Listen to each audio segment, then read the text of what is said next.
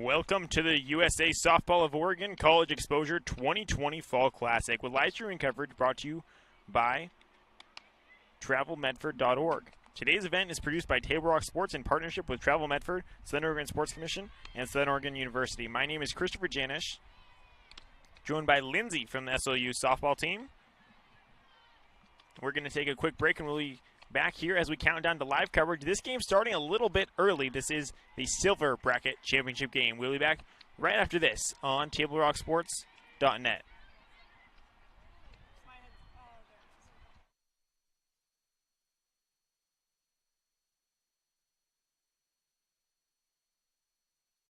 A parent, dad in the stands yelling at his kid, trying to coach him from the bleachers, and the embarrassment on the kid's face. It looked like he was about to cry while playing the game. I think it's very embarrassing for a student athlete to see their parents being escorted out of the gym or off the playing field. I'd be surprised if that kid comes back to the game. And you risk a child enjoying the game, that you rob them of the fun. You have made a bad choice. The days grow long, and the last school bell rings, calling you to pack a bag, grab the kids, and hit the road to that fabled land of green, where adventure drifts with you on the water and carries you through the trees. So let curiosity get the best of you and take the trail less traveled to Southern Oregon. Your journey begins when you travel Medford. Welcome back to Table Rock Sports here for the USA Softball of Oregon 2020 Fall Classic. There's a little slap hit, trying to run it out. It's going to be close, and she's safe at first. This game is the Silver Bracket Championship game going on between the Oregon Red Heat and the Oregon Blaze Gold. Happening at the same time on field one behind us is the Gold Bracket Championship game.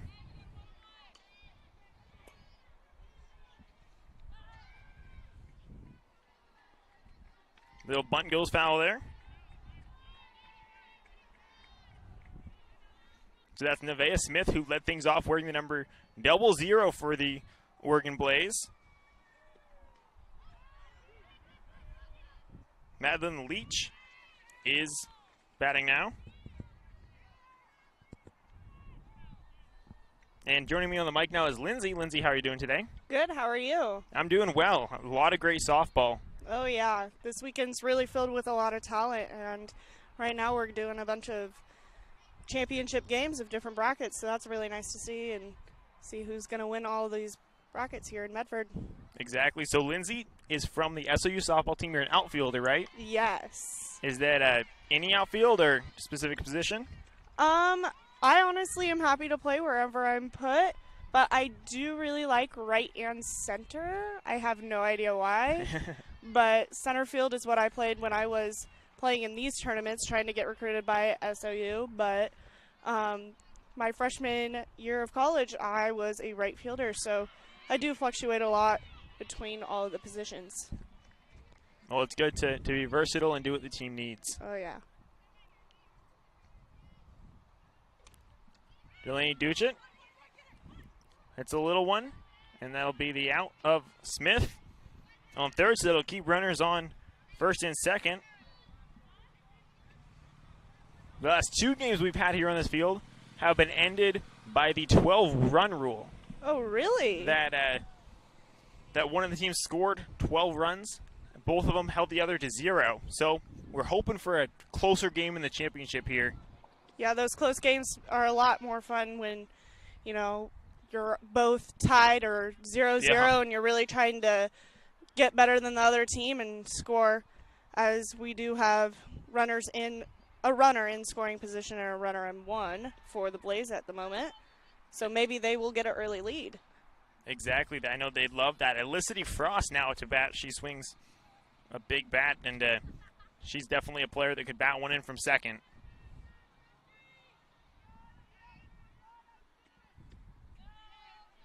Umpire didn't seem to like that one, as it is a ball. With 1 out, the count goes to 2-1.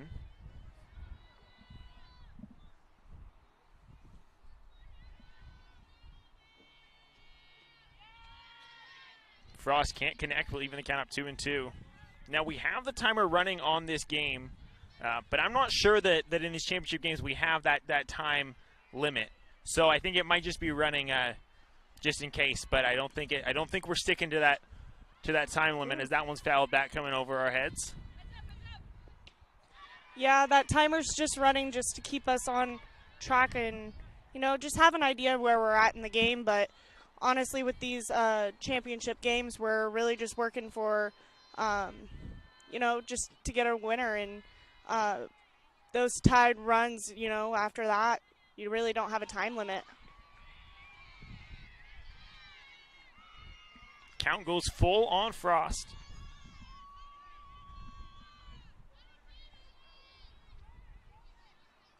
Maddie Mayhew is on deck for the Blaze.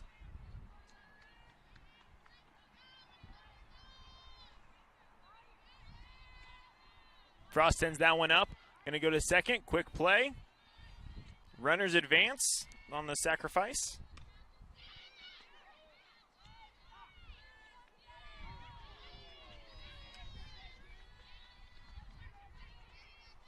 Now Mayhew coming up to the plate.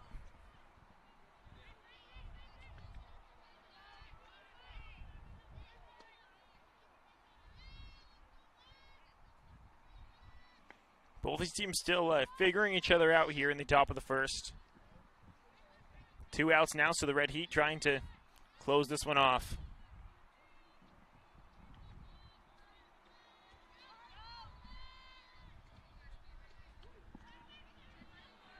That pitch going to be called a ball.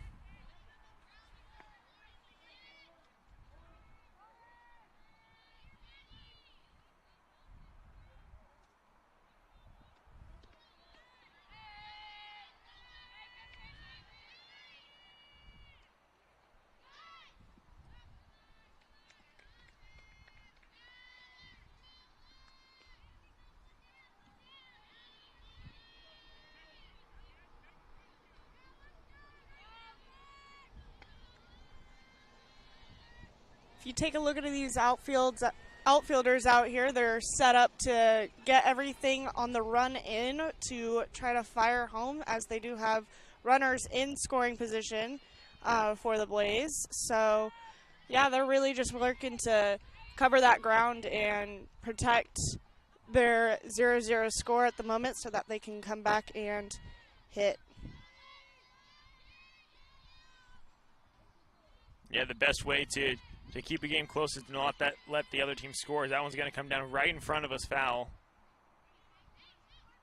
And we do have 3 umpires for these championship games. We've had 2 in all the fields all day, which you can official with 2, but it's a little bit harder to make some of those calls. Yeah, it's easier with 3. You get the right angles and just a little bit more accurate of a call, which is really nice in these championship games, as they can get really, really close and really hyped up, and yeah, really exciting.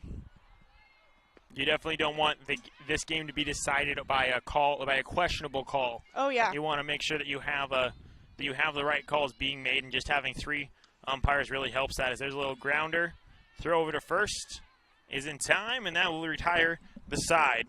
Here we'll be back with the bottom of the first when we come back after this here on Table Rock Sports.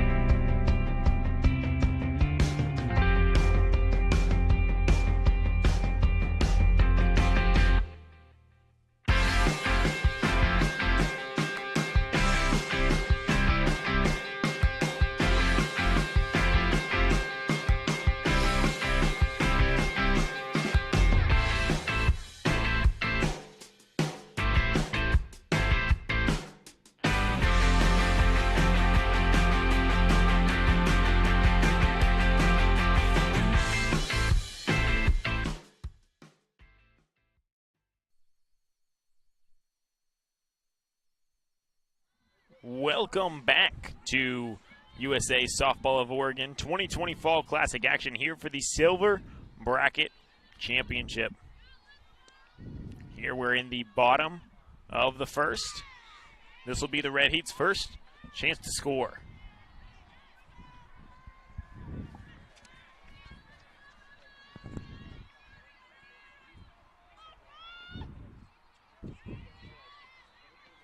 Maddie Powell going to lead things off. She's from McMinnville High School.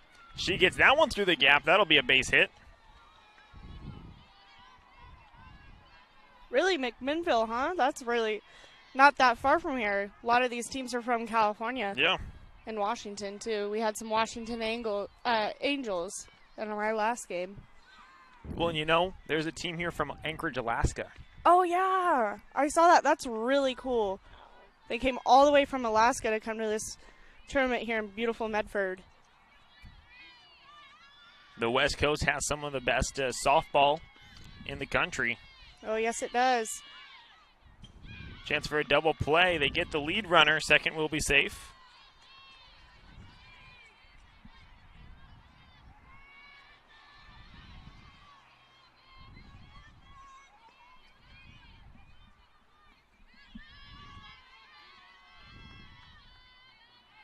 We'll get a substitution, or, oh, just given the, what do you call that, a wristband? Oh, yeah. She's probably handing off the signs to the next player so that if the coach does call some numbers, that they do have a bunt sign, squeeze sign, steal, whatever, so they know what they're doing on the bases and up to bat.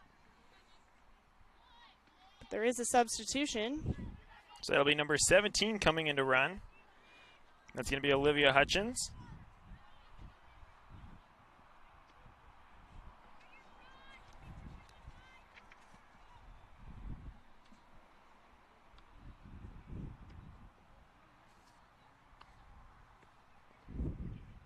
Hayden Rockwell going to come to the plate to bat.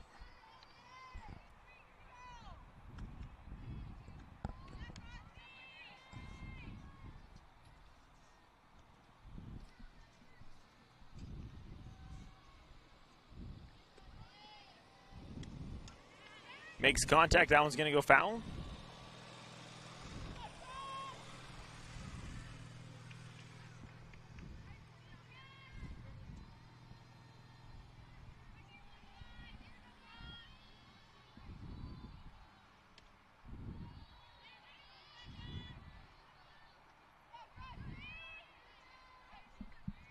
Count even at 1-1 with one out here in the bottom of the first.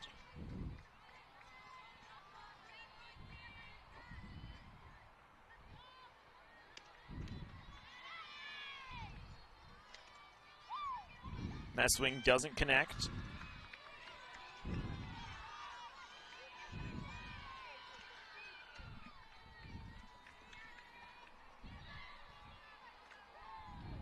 Here's the 1-2 pitch to Rockwell. She can't connect. Steal for second. She'll be safe in time. So 2 outs. The runner advances.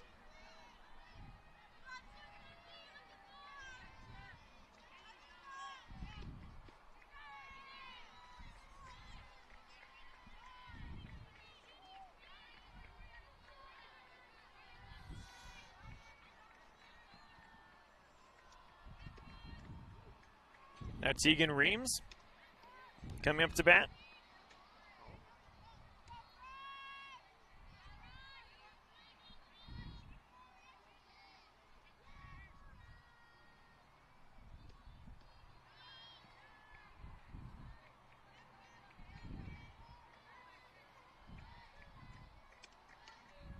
Reams gets a piece of that one. That's going to go foul back over the backstop. So what causes that when you get those balls popping way up in the air? Is that more the pitches that are getting thrown, or is it more the way that the bat's being swung? Well, to be honest, it does depend on the pitch that is thrown. If it is a rise ball, that's definitely going up in the air unless you have your hands really up high and really meeting that ball in the middle. But sometimes with some of these newer swings and these bigger games, these girls really want to rock that ball over to the fence, so they might dip their shoulder just a little bit and pop that ball up, which they really got to even that out to get that nice hard line drive. That one, another one. Foul makes the count 2-2. We have the gold bracket, or the full championship game, going on behind us on field 1. You can actually watch both these games at the same time on TableRockSports.net.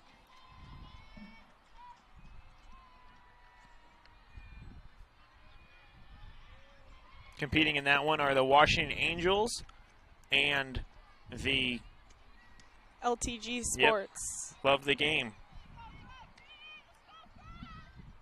Count goes full, 3-2.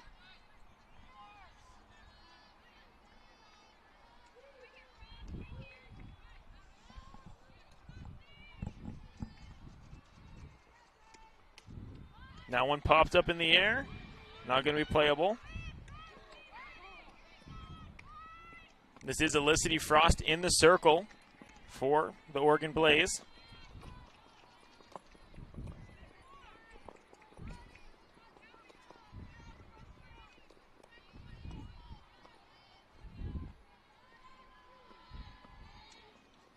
Oh, and there's a steal.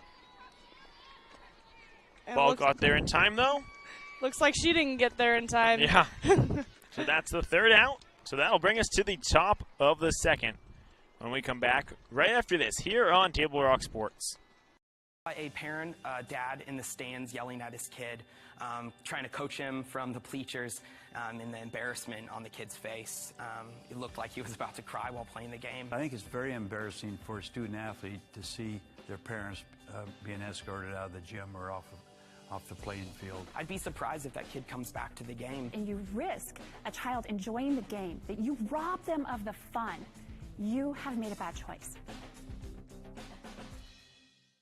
The days grow long, and the last school bell rings, calling you to pack a bag, grab the kids, and hit the road to that fabled land of green, where adventure drifts with you on the water and carries you through the trees. So let curiosity get the best of you and take the trail less traveled to Southern Oregon. Your journey begins when you travel Medford.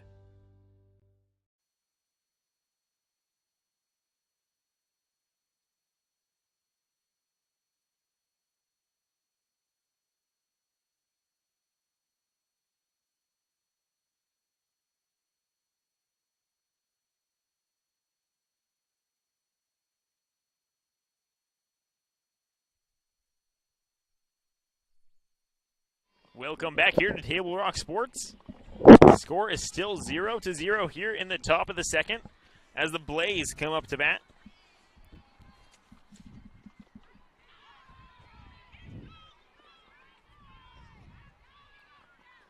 Mackenzie Kosmicki at the plate for the Oregon Blaze Gold. Kosmicki connects with that one off the backstop.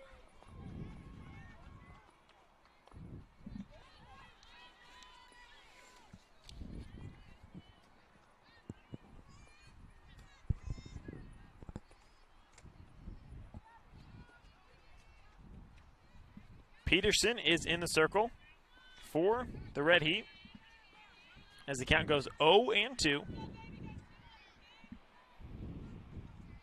So as a batter, how does that mindset change when you're going from okay, I'm going to get a hit, to okay, now I have an 0-2 count, I need to defend the strike zone? Honestly, you go from, okay, I need to find the pitch that I like. So if you're an outside hitter, you really like that outside pitch, you really are looking for what you want at that moment in that situation. But as the count gets more towards 0-2, you're really looking for what the umpire is looking for at that point. And she swings and misses. But at that point, you're really just looking for what the umpire wants and not really giving him a chance to call a strike on you with, 2 strikes on, and you're just looking at it. So you really don't want to give him that chance. Yeah, it's much better to go down swinging than it is to watch a pitch go past that maybe wasn't your favorite pitch, but that you could have made a play out of. Yeah, you could have at least fouled it off until you got one that you somewhat liked and could take somewhere. Maddie Trout now coming up to home plate. with 1 out.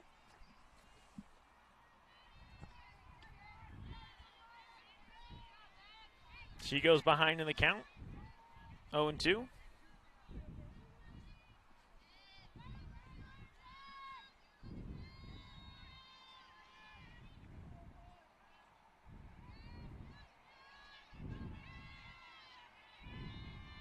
Watch that one go past for a ball.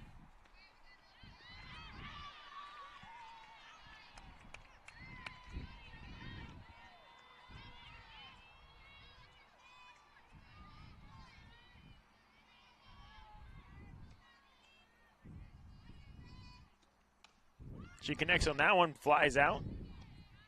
Over to shortstop.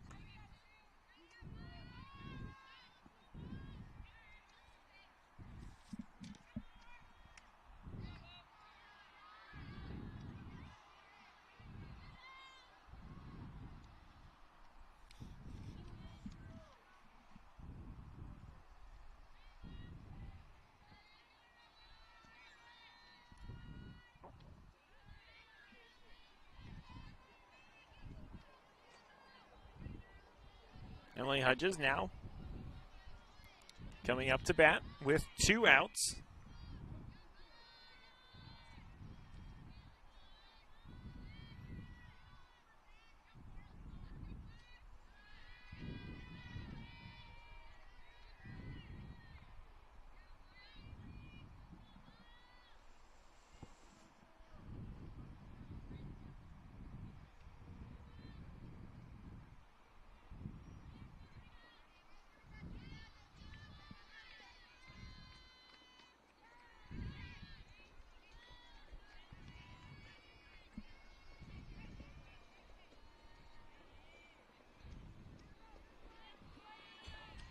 Looks like he liked that pitch, and it is only a strike on her at this point.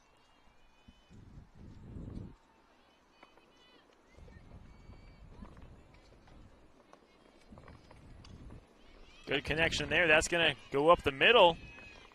She'll get on base for a nice single.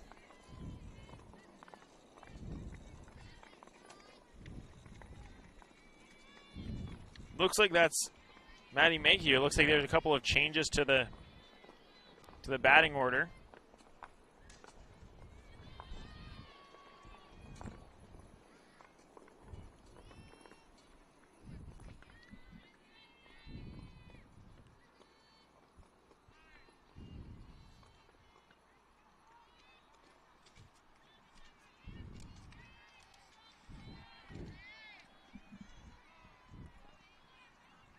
As you can see, the outfielders are still playing us pretty deep. This early in the game, they want to be covering as much ground as possible so that they can get that ball running in and keep that runner on first or get her out, you know. You'd much rather catch it on the bounce than try to chase it down behind you.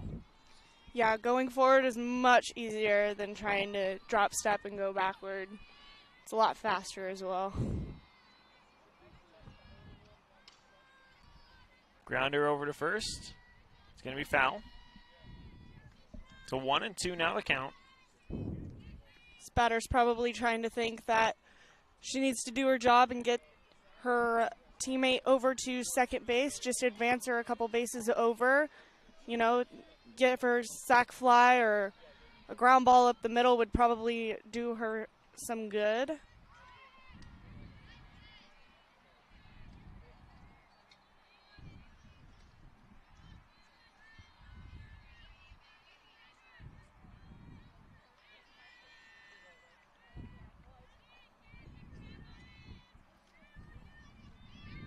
Here's the 2-2 pitch. Connects on it. Throw over to first. Is in time, and that's out number 3. We'll take a break and be back after this here on Table Rock Sports.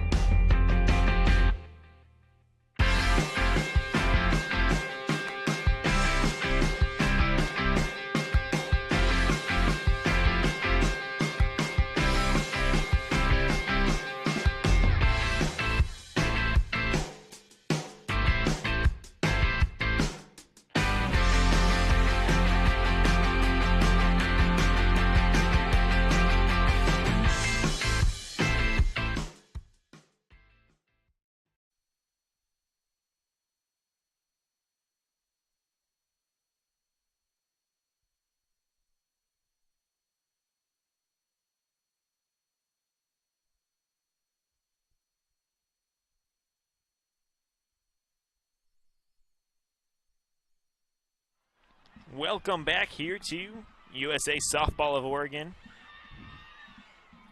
Silver bracket championship action. Bottom of the second. Score remains 0-0. There's a grounder over to first. We'll flip it and make the play for out number 1.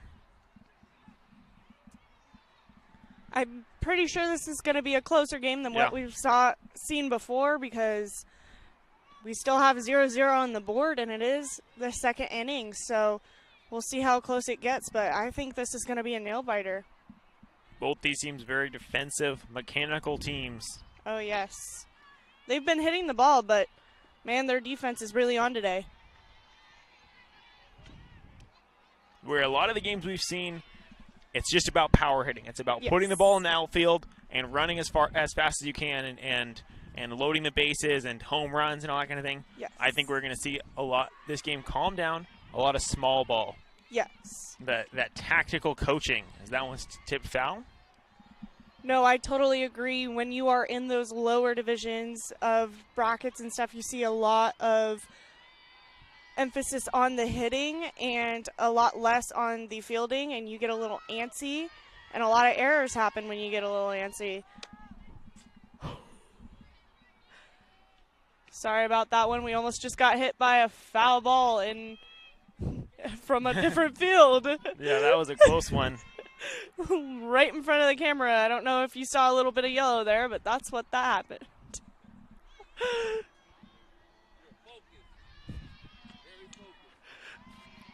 That one foul back. Count stays 1-2.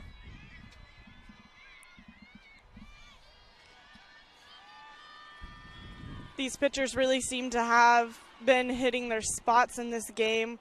You know, usually you get in these big situations and you might slip on a couple, but they seem to be pretty much protecting their own plate and keeping these batters from trying to hit big ball and all of that. So I think they're doing a pretty get-up job, number 15 on the mound.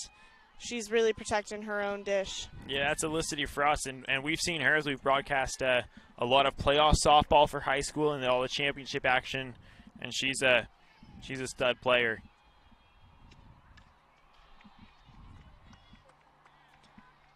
Adriana Powell is batting for the Red Heat. She stays at 1-2.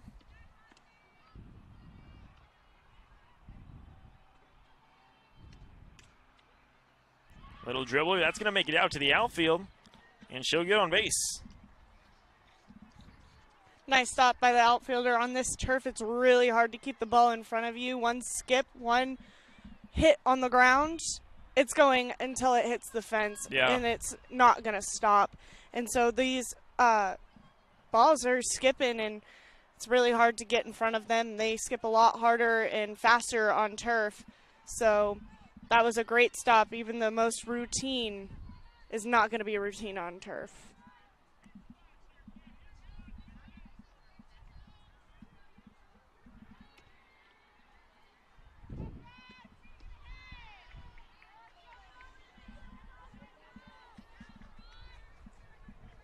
Olivia Brown up at the plate now.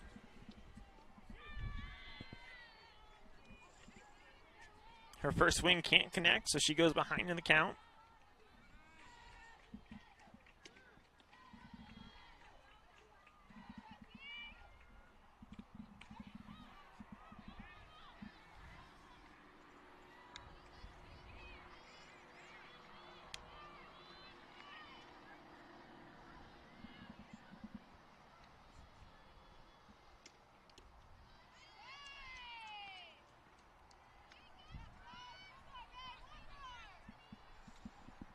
It's a 2-1 count now, and she's got a runner on first for the Red Heat.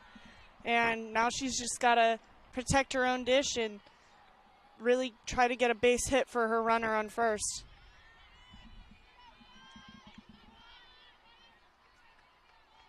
With just one out, it takes away a little bit of the pressure. You just want to put something in play and try to get to first, but it's not that life or death that happens once there's a second out.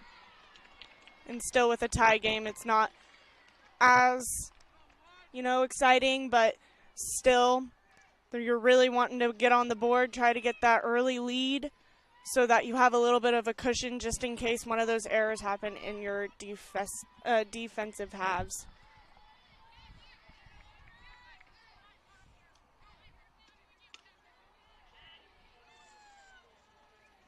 That one foul tipped, count 2-2.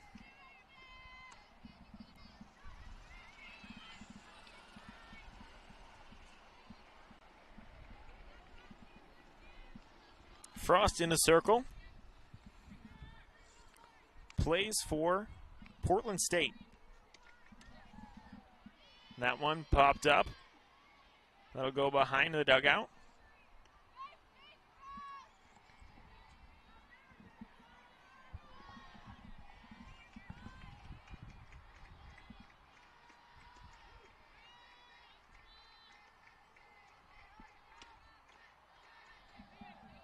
She's really trying to work that high pitch, trying to get that fly ball so that they can try to turn a double play on the runner on first. You can catch it, and if they do not tag up on first with under 2 outs, they can try to turn that double play, try to get them out of this inning because they do have 1 out. Count is full now.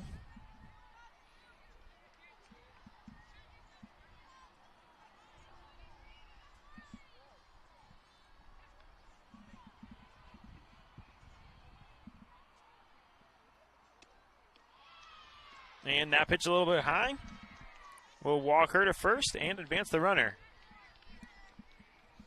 A little bit more pressure on the batter coming up because there is now a runner in scoring position and they still do not have any runs on the board. So now the pressure's on. The infield's coming in, trying to get that ground ball as quickly as possible to try to fire her out at the dish. Ashley Burns coming to the plate. Class of 2022 with a 4.0 GPA. Gosh, dedication. What was your GPA in high school? Oh, not good. We've been amazed all day. We've seen so many of these players with 4.0s or 4.2s, even a 4.33 we saw. Oh, seriously? Some of these teachers today, though, they try to make it out and make it really rare to get an A, so that's really impressive. Yeah. I mean, in high school I didn't have the highest GPA, but it got me here in college, but now that I'm in college, I'm really trying to keep my grades up, but it's really dedication to try to keep it there at a 4.3. Chance for a double play, not going to be there, but the catch is made.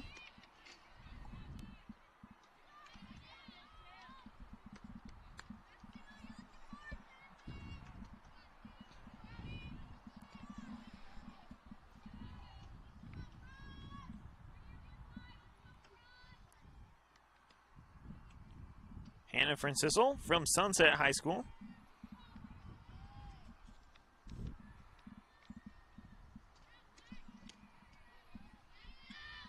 Almost looked like that runner at second base was almost going to do a delay. She's trying to draw a throw because that outfield is really deep, so that would give her enough time to try to get to third, and all you'd need is a base hit at that point.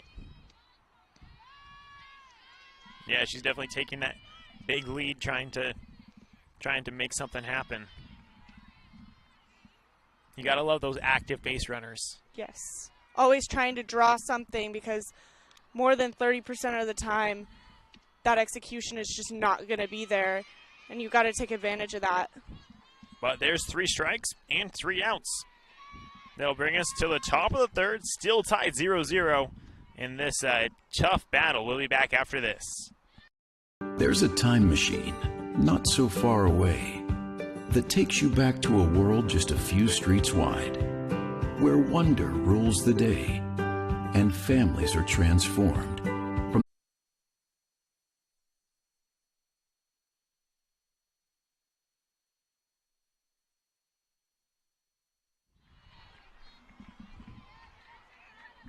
The Blaze back up to bat as we're tied at 0-0. This is the silver bracket championship game between the Oregon Blaze Gold and the Oregon Red Heat Field 2. And there's a slap to the 5-6.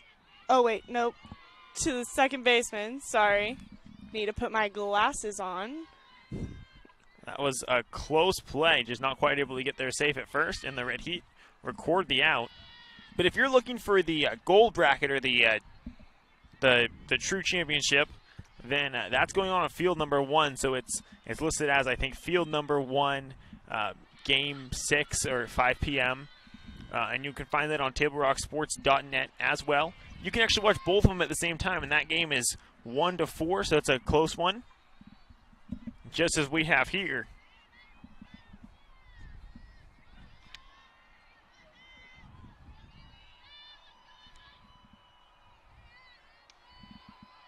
That one up off the bat, going foul.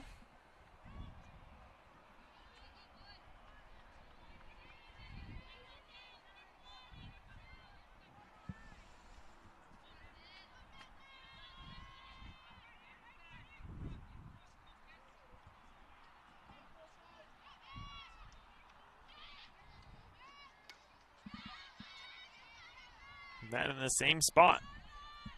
Count goes to 1-2.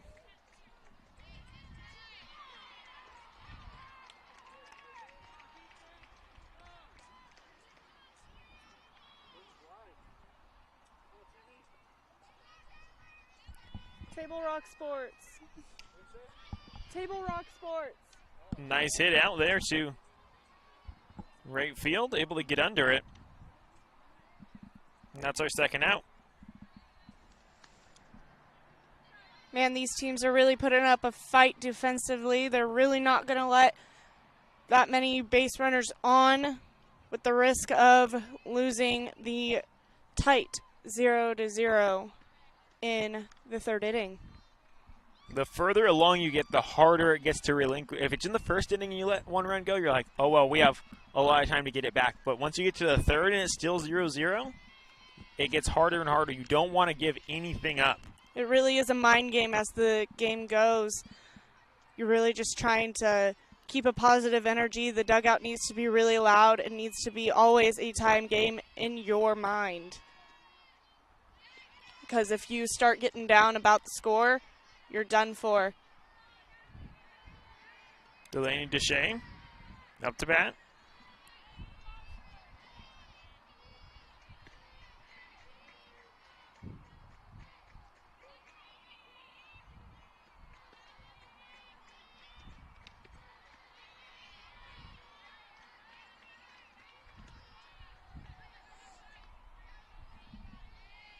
Two-one the count on her with 2 outs.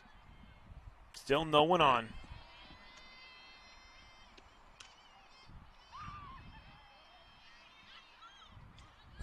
She fouls that one back.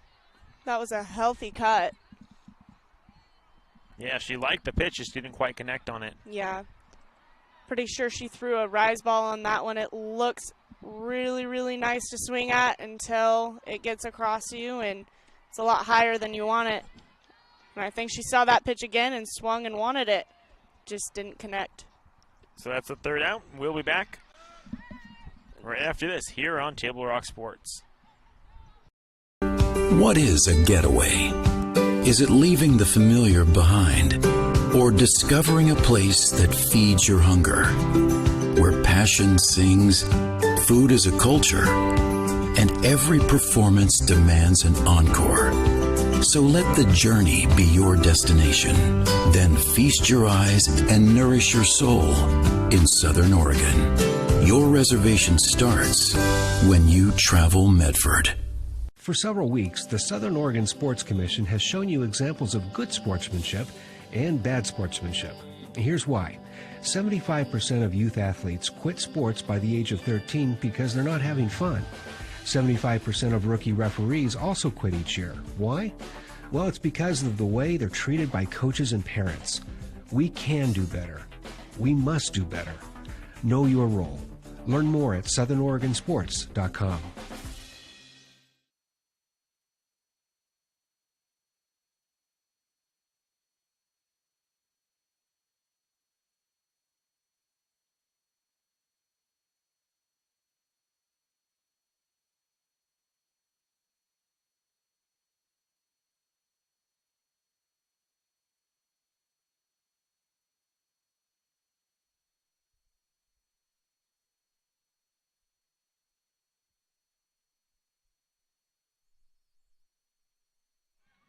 Welcome back here in the bottom of the third.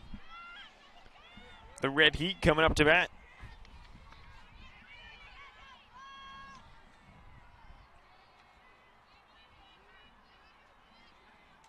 Looks like this is Haley Yon. Gets a piece of that one. Will be foul. Playable. Yeah. Looks like she got catch. the out. Those are always really hard as a batter, as you are just now starting your count and you just get a piece of one. You hope it goes over the fence, but then it's robbed from you and you don't get to help out your team anymore. So that one's a tough one.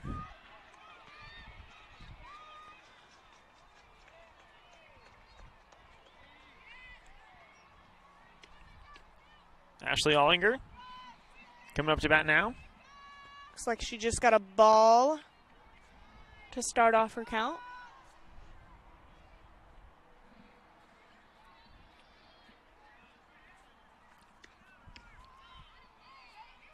Swinging for the fences there. That was a really nice cut on her end, but did not connect, so that is a strike. So 1-1. That's it. Sorry, there was another ball coming our way from the championship game. Seems to be really close and getting a lot of foul balls our way. Count 2-1.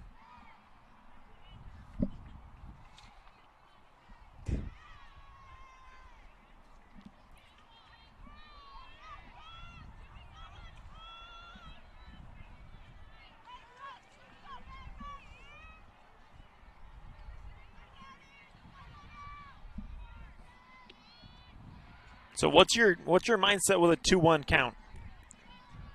With a 2-1, that's called a hitter's count. You're really just still looking for the pitch you really want to drive. You're being really picky up there. You're not swinging at anything that could be a strike. You're willing to take another one because you do have a little bit of leverage with just one strike on you. And now that 3-1 pitch, she liked it, but just tipped it foul, so that brings the count full. Now she really has to foul off anything that she thinks the umpire is going to call at this point, but also has to keep in mind that she needs to be smart and not try to connect with something that's way crazy so that she can get the walk for her team, because right now she just needs base runners. Swings and can't connect. That's out number 2 here in the bottom of the third.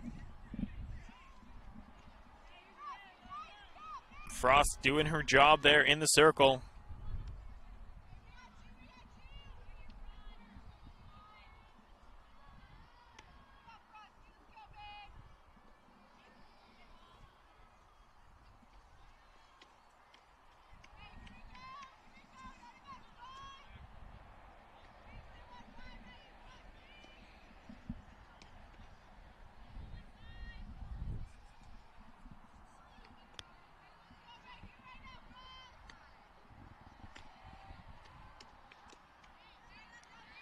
Just misses low on that last pitch for another ball. Sarah Ellerton with the 2-0 count now.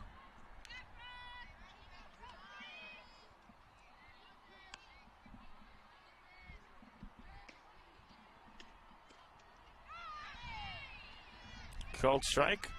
Now goes to 2-1.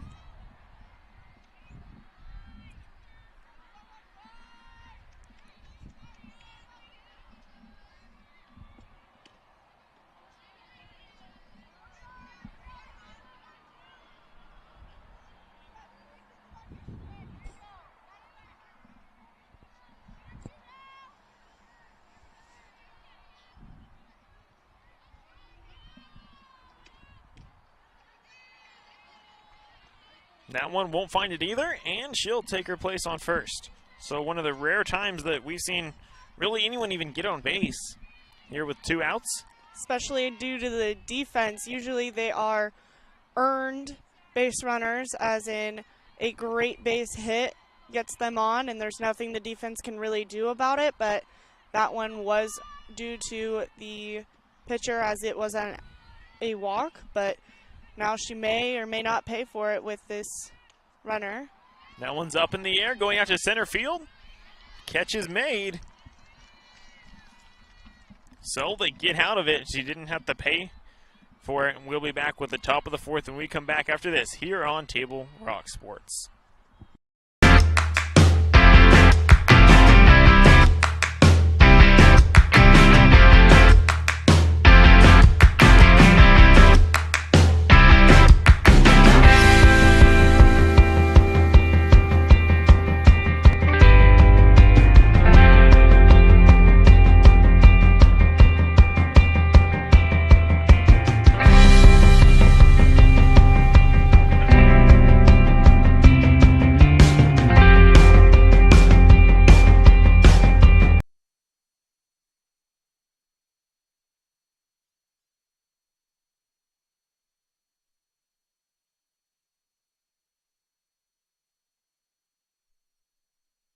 Welcome back here as we go to the top of the fourth inning.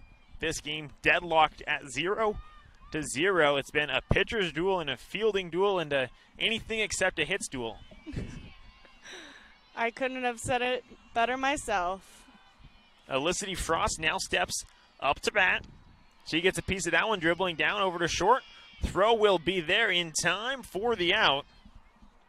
And that's exactly the kind of play we've seen anytime anyone thinks they're going to get a base hit. It's quickly snuffed out by the fielding of both these teams. It's not just one team that's been good fielding. It's both these teams. Everybody on the field knows their job and is executing. Yeah, so if one mistake slips up, that might be the only run of the game. So they have to be really careful. So that is the first ball.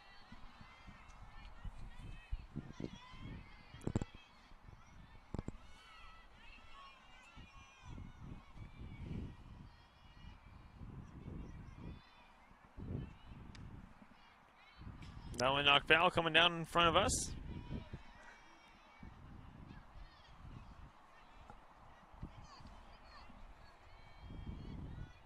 That brings the count 0-2. Up to bat now for the Oregon Blaze Gold, wearing the number 20. 21, excuse me. That's Maddie Mayhew. And there was an off-speed pitch there called strike 3. That off-speed was mighty nice, let me tell you. Those are hard to really track down when you're in the box and really wait on. You're really eager in these big games. You're really antsy for the ball to get to you, and you're not really expecting it. You've got a lot on your mind in that box, so definitely. So now with 2 outs because Mickey steps in to the batter's box. She'll take the first one for a strike.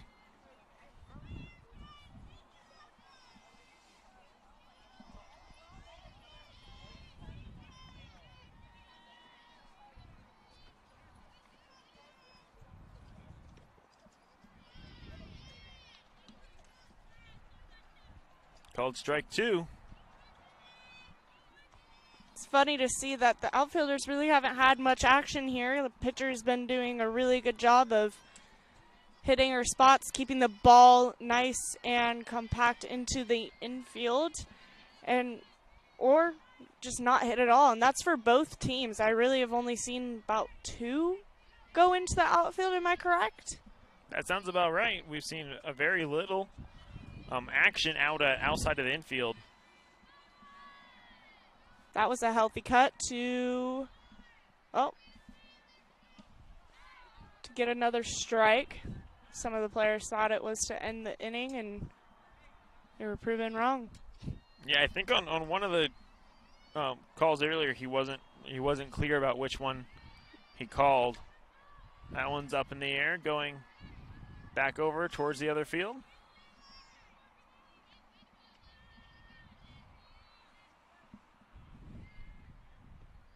Count 1-2 on Mayhew. Fouls that one back. She's really trying to battle and get a pitch that she can drive at this point. She's trying to cover all bases of what the umpire may or may not call at this point, and just trying to stay alive at the dish.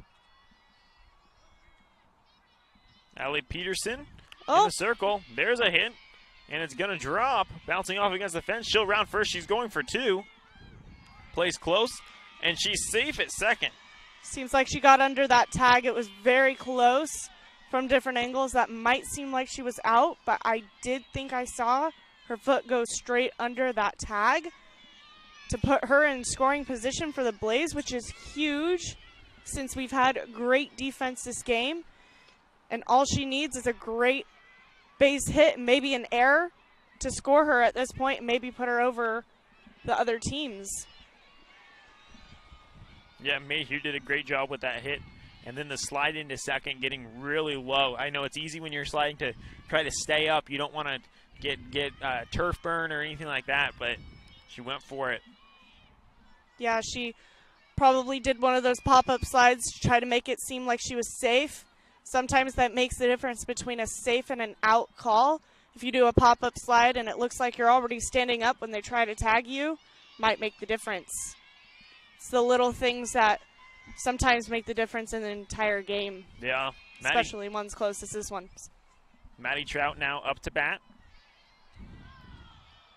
And they get the third strike and the third out. So that'll take us to a break. We'll be back with the bottom of the fourth when we come back here on TableRockSports.net. A parent, dad in the stands yelling at his kid, trying to coach him from the bleachers, and the embarrassment on the kid's face. It looked like he was about to cry while playing the game. I think it's very embarrassing for a student athlete to see their parents being escorted out of the gym or off the playing field. I'd be surprised if that kid comes back to the game. And you risk a child enjoying the game, that you rob them of the fun. You have made a bad choice. The days grow long, and the last school bell rings, calling you to pack a bag, grab the kids, and hit the road to that fabled land of green, where adventure drifts with you on the water and carries you through the trees. So let curiosity get the best of you and take the trail less traveled to Southern Oregon. Your journey begins when you travel Medford.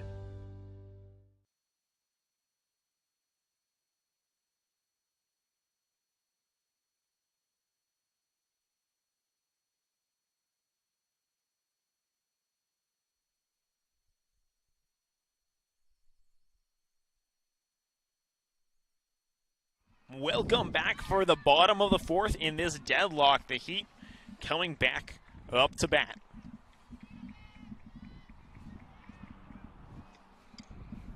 Allie Peterson trying to help her own cause. She's done great so far from in the circle. Now she wants to get things started at bat.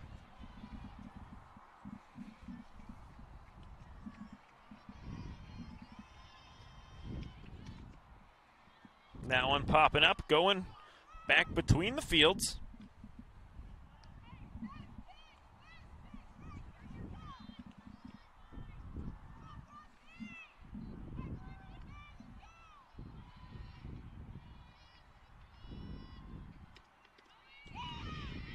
Swing and a miss, doesn't connect, and that's the first out of the inning. See a little celebration in the outfield there as we see our first out of the inning. Tensions are high because it is still 0-0, so you see a lot of field talk, and the dugouts are probably really, really loud. Can't hear them through the headset that I've got on right now, but you know, when you've got these 0-0 or tied games, tensions are high, so you can really hear the players try to scream and support, especially the pitcher and catcher at this point, because there's not really much of defense given they've been pitching really well this game. Yeah, it's important for the fielders to stay engaged, and one of the ways they can do that is by supporting the pitcher and catcher who are doing the bulk of the work in a game like this. We talked about that in the last game, about how important it is to have a field behind you as a pitcher that you can trust. And that makes such a big difference. And you know in these teams that they can trust the field out there. We just haven't seen the need for them this game. Oh, yeah, and sometimes that's just nice to see. But Right now they're eager and ready to have that ball hit to them to show off, because this is a exposure tournament. Exactly. That one went far. It was a foul ball straight behind. Went almost clear over to the other field directly on the other side of the complex. That was by Hayden Rockwell. Count stays 2-2 for her.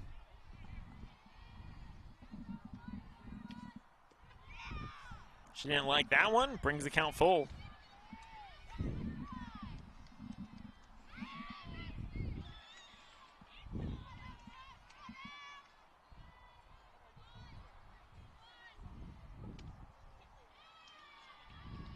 She'll take her place on first. With one out, runner on first. Pitchers probably think, I hope I do not have to pay for that. Yeah. As she missed low on, I think that was an off-speed pitch, which usually you would want if you are up in the count trying to offset the batter in their feet, trying to get them swing way before the ball even gets to the dish. So let's see if she's going to pay for it. Tegan Reams gets a piece of that one, going back over the backstop. She got in this box ready to swing at that first pitch, trying to get this runner on first to any other base other than first, honestly. Trying to just advance her and try to get her in scoring position for the rest of her team to bat her over.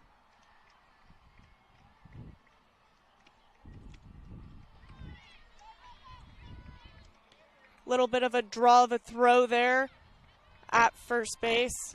They did execute a catch, but sometimes if the ball gets through, that's just what you have to do as a runner, is draw that throw. Sometimes they don't catch it and you get to go to other bases. Yeah, you're just hoping that they make a mistake. Especially in games as close as this one.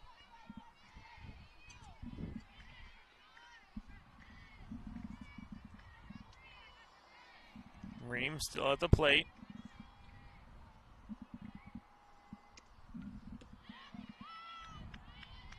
Foul tip. Brings the count 2-2.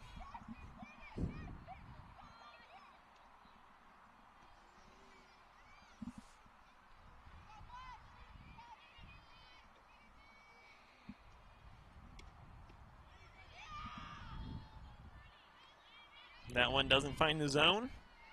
We'll bring the count full.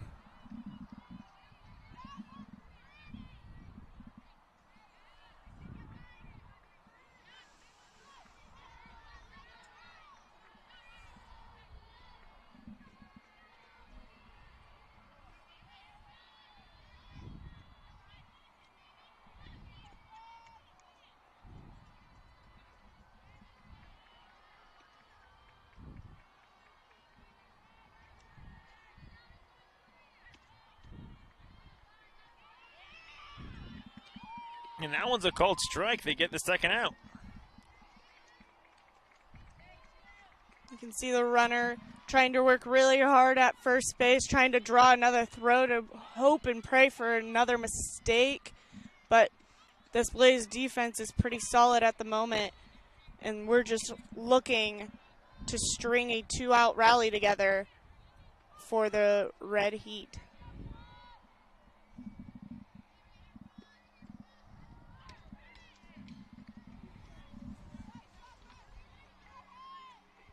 Sydney Learman fouls that one back.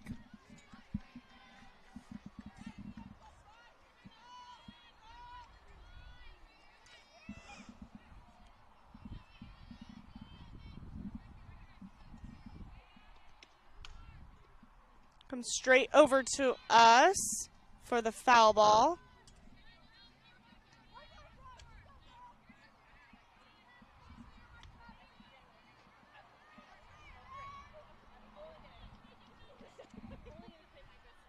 Count now 0-2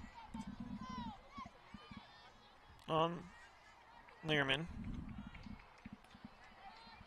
That ball just misses inside for another ball.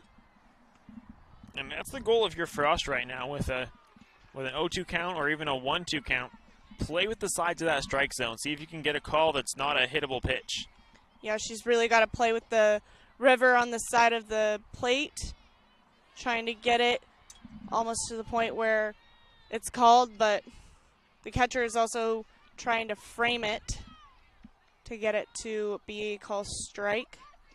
They're also trying to work those spin pitches like curve and screw, and also that off speed that just bounces before the batter in this last pitch.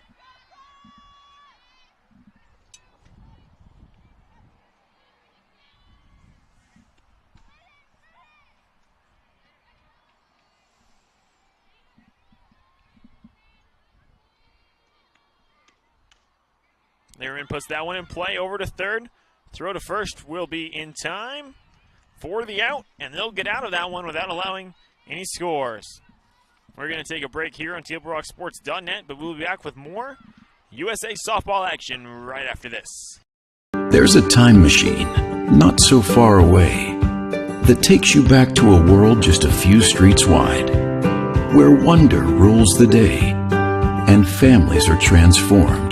From the smallest bug-eyed explorer to that surliest know-it-all. So dive into the past and let them see the world through a simpler lens called Southern Oregon. Their adventure begins when you travel Medford. Dear Dad, I was afraid to say this to your face, but I heard you yelling again from the stands during my game. You were shouting at the coach, the refs, even the other parents. It embarrasses me when you yell at everyone.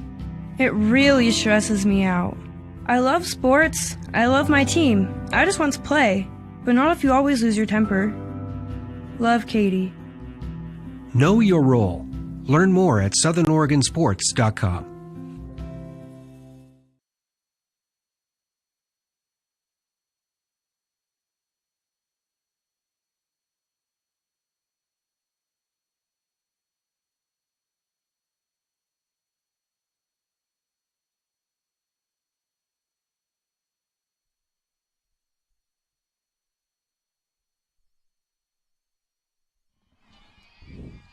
And the Blaze coming up to bat here to start off the 5th inning. As it seems I say at the beginning of every inning, this game's still gridlocked, 0-0. Yeah, and it's even the 5th inning. They've held each other to that nail-biting 0-0 for 5 innings straight. That is really hard, and that just means your defense is really on today, and they are not going to allow anything to happen. So we're just waiting for one little tiny mistake to cost a championship game here in the silver bracket, is it? Yep. So these are teams that lost their first game this morning, but have won out since.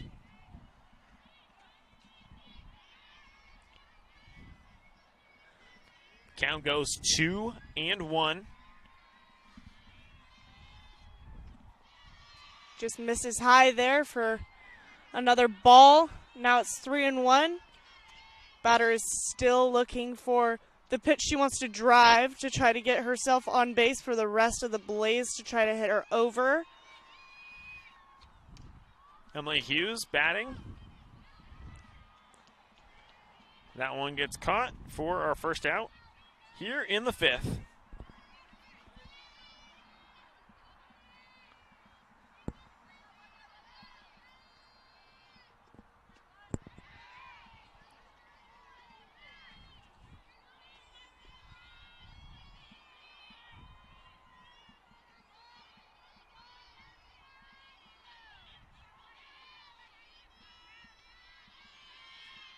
Pitcher's still trying to work that high pitch, try to get her to chase something so that she can try to, work in some spins, some off speed there.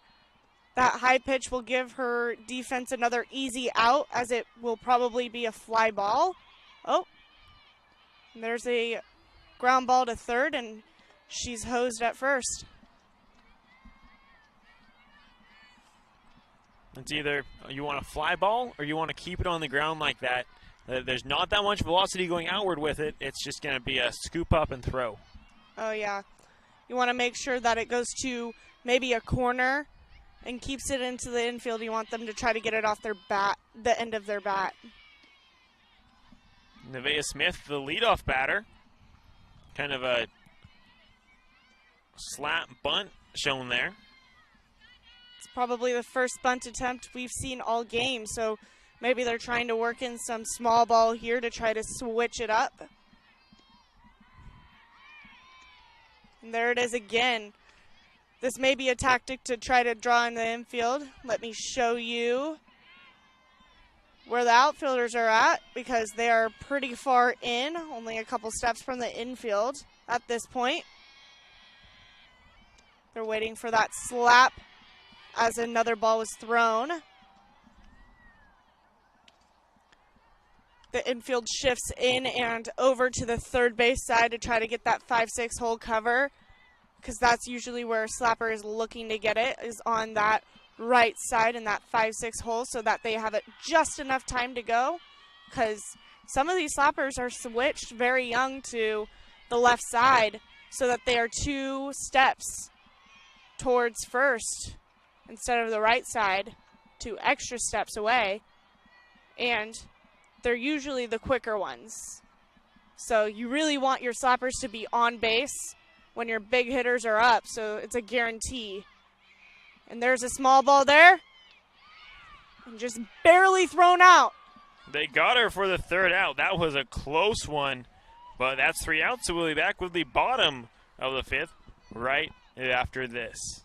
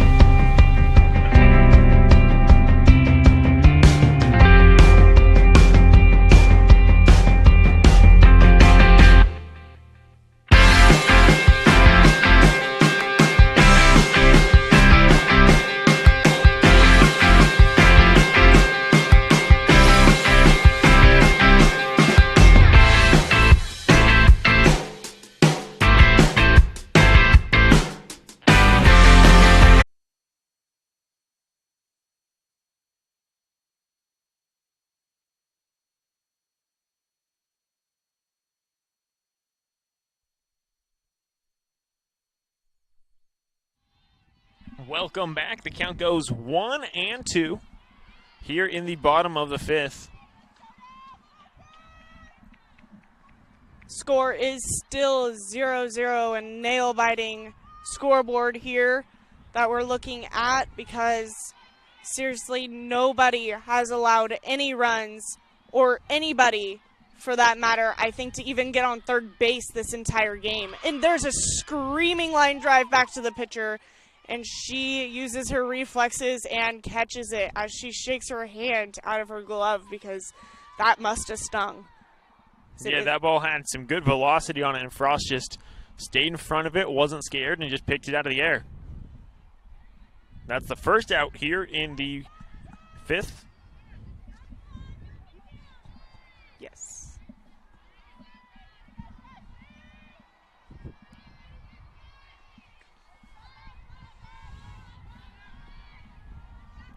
Coming up to bat now, wearing the number 5 is Olivia Brown.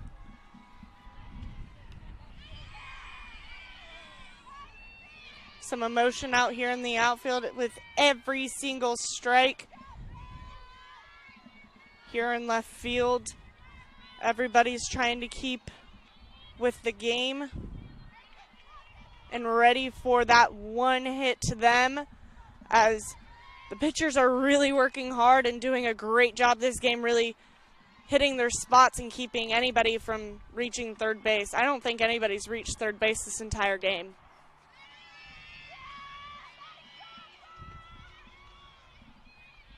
Count goes 0-2. Frost still in the circle. That ball put into play, scooped up by second. Throw over to first is in time for the second out. And that's what we're talking about, just how fundamental both these teams in the field are playing. But there's such a calmness around. There's no frantic trying to get the ball there in time or anything like that. It's just so smooth, calm, and collected. Yeah, these teams are really trusting each other and really trusting the pitcher to know that she's going to get it there. And as I've said a lot this game, is these pitchers are really working hard and getting it to where it's needed. And these hits that are here, they're really weak and they're only staying in the infield. And that's because of the pitcher and where the ball was pitched and what kind of spin she's giving the ball. So that is a kudos to both pitchers on both teams. Ashley Burns now at the plate. Puts that one into play. Over to third. Throw to first is in time for the out. That's 3. And we'll be back with the top of the 6th right after this here on Table Rock Sports. A parent, dad in the stands yelling at his kid, trying to coach him from the bleachers, and the embarrassment on the kid's face. It looked like he was about to cry while playing the game. I think it's very embarrassing for a student athlete to see their parents being escorted out of the gym or off the playing field. I'd be surprised if that kid comes back to the game. And you risk a child enjoying the game, that you rob them of the fun. You have made a bad choice. The days grow long, and the last school bell rings, calling you to pack a bag, grab the kids, and hit the road to that fabled land of green, where adventure drifts with you on the water and carries you through the trees. So let curiosity get the best of you and take the trail less traveled to Southern Oregon. Your journey begins when you travel Medford.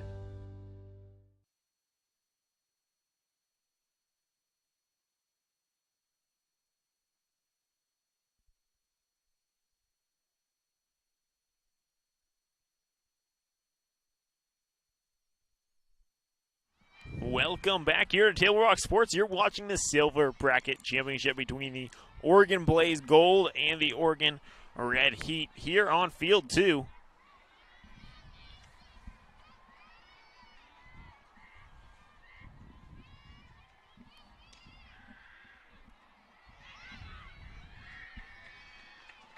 We're here in the bottom of the 5th.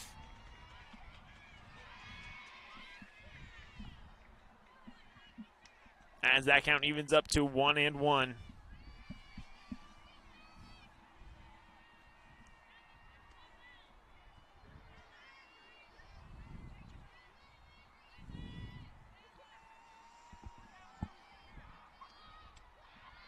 That was a healthy cut at a high pitch. Nicely done by the Red Heat pitcher. My apologies.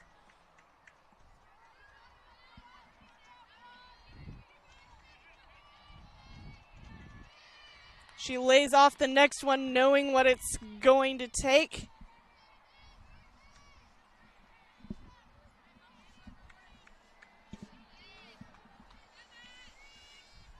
(3-1) now the count.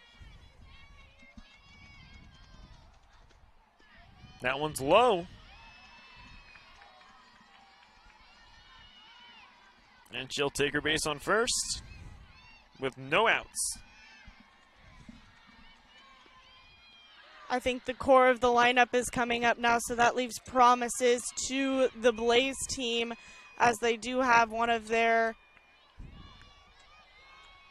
leadoffs, second hitter maybe, on base. As that was a close play, the foul ball was caught by the catcher and fired into first as she slides back in, and runner on first is safe. Yeah, Delaney Duche just didn't really have that much of an opportunity as that bunt went back and a quick snag. But now Elicity Frost, the pitcher, coming up. She looks like she means business, taking a shot at the first pitch. She's really trying to get it going here and get her teammate all the way home.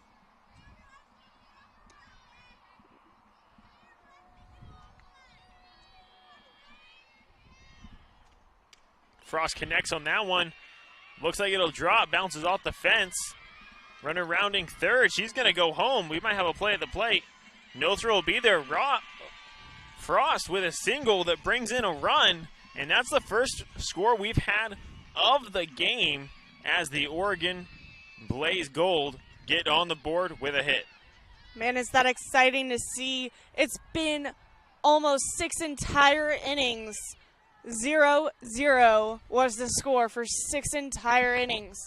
And now we finally see a score, and it was off of getting some short ball in. Well, actually, no, that was a walk that got that runner on, and a really nice connection from the pitcher to get that run in. She ran 3 whole bases all the way into the dish. Yeah, that's some good wheels, and Frost's going to go ahead and get a courtesy runner in for her on first. As she's done her job for this half of the inning. A little bit of a sigh of relief for Blaze, but I bet you a lot of money now that they are not going to stop at 1 run. They probably are looking for a cushion now that they do have that 1-run lead. Absolutely. Ainsley Davis now coming up to the plate with 1 out.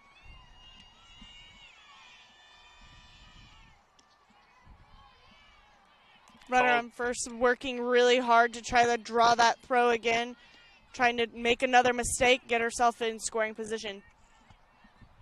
Well, you know that courtesy runner is going to be someone that's comfortable on the bases and is comfortable stealing as well as trying to force some errors. Yes, courtesy runners are usually always the ones that are most comfortable on the bases, and they're usually one of the faster girls on the team, so they must have a lot of trust on the runner on first, as now they're trying to get a cushion with this 1-0 lead. Davis, big cut, can't connect for the second strike. 0-2 now the count.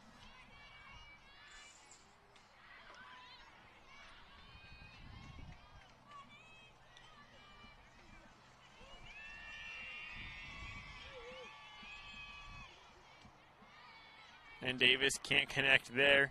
She'll go down swinging for the second out. Here in the top of the 6th.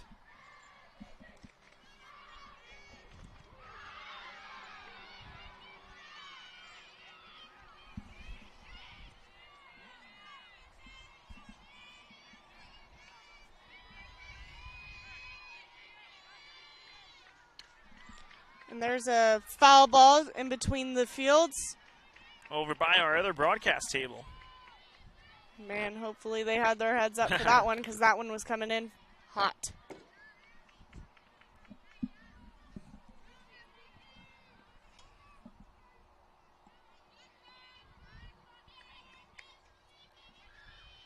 Kenzie Kuzmicki at the plate. Bunt didn't go. Uh-oh, we might have a pickle. She'll slide back and get there in time. Again, trying to draw that throw. That might have been a bunt and a run call, given that she was trying to look and see and make sure that her teammate got it down, and then she was going to make a break for it. Saw that it wasn't down and made a break back to first base as Red Heat was trying to make a play on her, and she was trying to draw that throw. Well, that strike will be the 3rd strike and the 3rd out. So we'll take a break and be back here with the bottom of the 6th after this. I was talking to Bill. Yeah? Bill and Sherry got a guy. They do? How did they get a guy? Everything happened online, including financing. And their guy even delivered their new car to their home. Maybe we should get a guy. I thought you might say that. Honey, meet Kyle. Find your guy during the Ram Power Days going on now at Lithia Chrysler Jeep Dodge of Medford and on lithiasuperstore.com. Not a dealership, a partnership. Introducing Unlimited with Payback, only from U.S. Cellular. The only unlimited plan that pays you back for data you don't use. So, quit flushing money down the toilet with Verizon. Get Unlimited with Payback, and you can save up to $240 per year on a single line versus Verizon. For the best deals in wireless on a network that works in the middle of anywhere, visit Siskiyou Cellular, your local U.S. Cellular agent. 7 locations, including Central Point off Plaza Boulevard.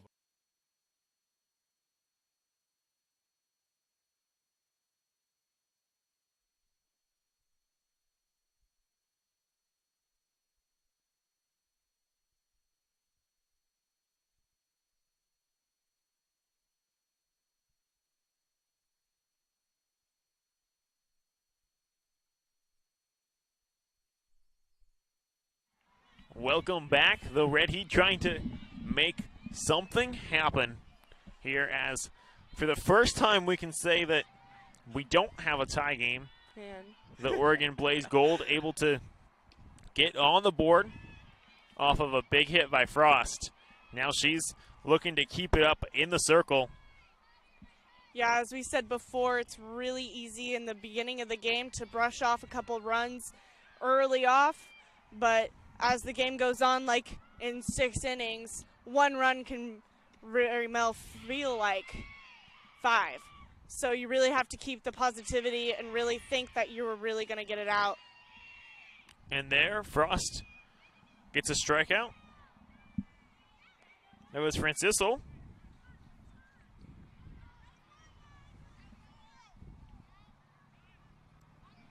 Now Haley Yon going to come up to the plate.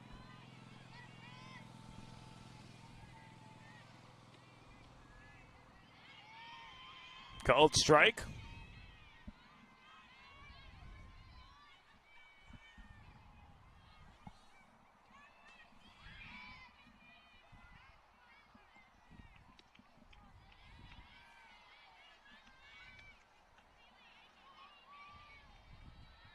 It's a 1-1 count for the Red Heat right now, and they are down 1, so this batter is very much looking for something that she's trying to get through the infield safely, and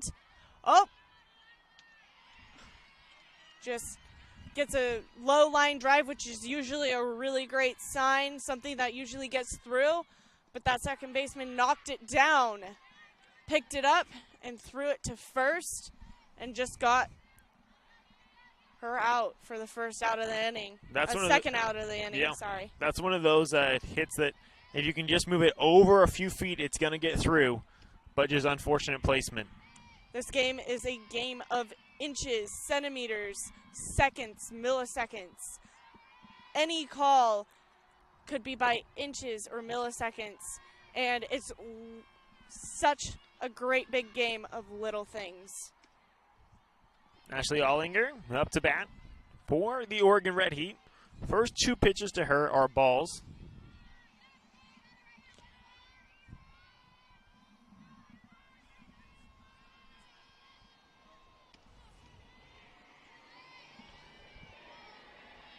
She'll watch that one go past for ball 3.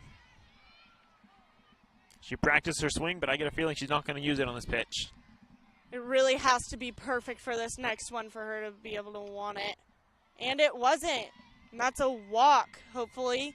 Blaze doesn't have to pay for it and tie the game up. So we'll have to see where that runner goes.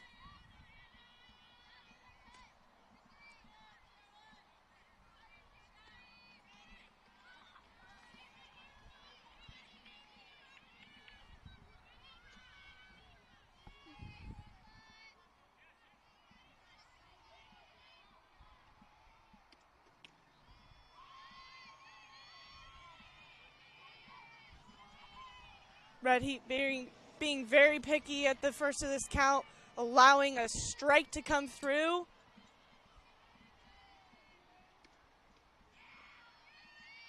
And umpire didn't seem to like that one, so it's a 1-1 count now.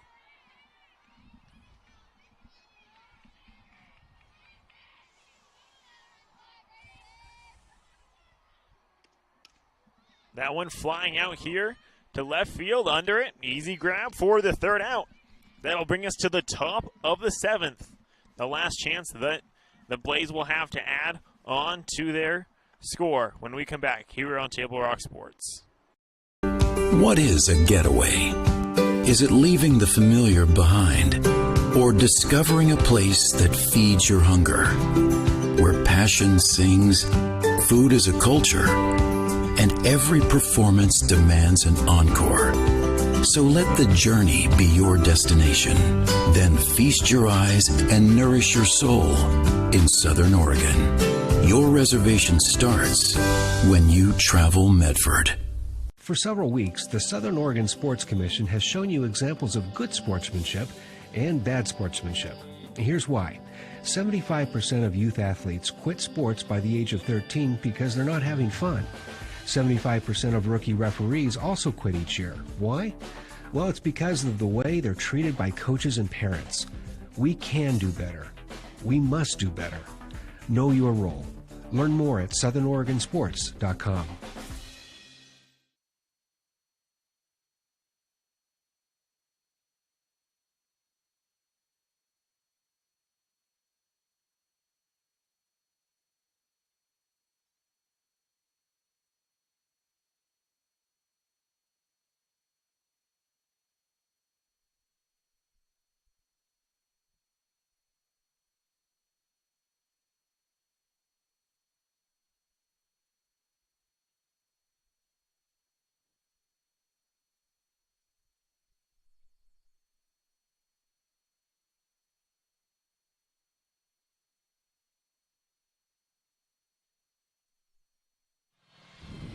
Top of the 7th.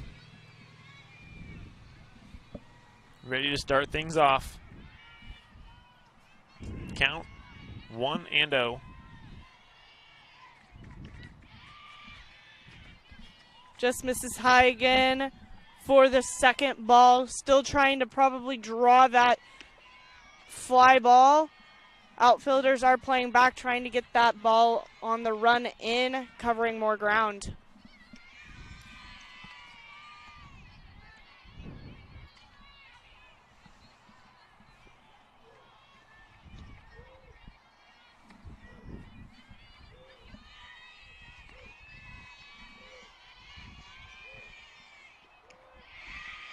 And that'll Walker.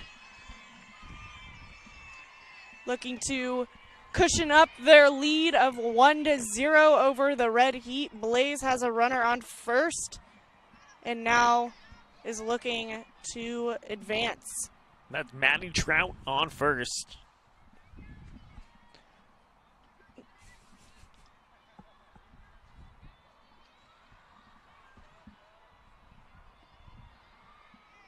And we are going to get a substitute runner. It's very nice to see because this still is a very close game, so they really do want somebody who is really comfortable on the bases, somebody who's quick and is going to advance a couple bases on a base hit.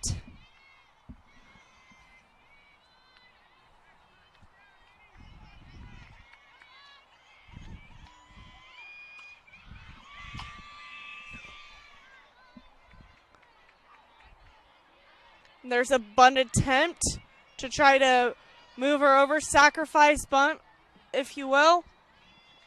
And it is a failed bunt attempt. It just squeaks foul.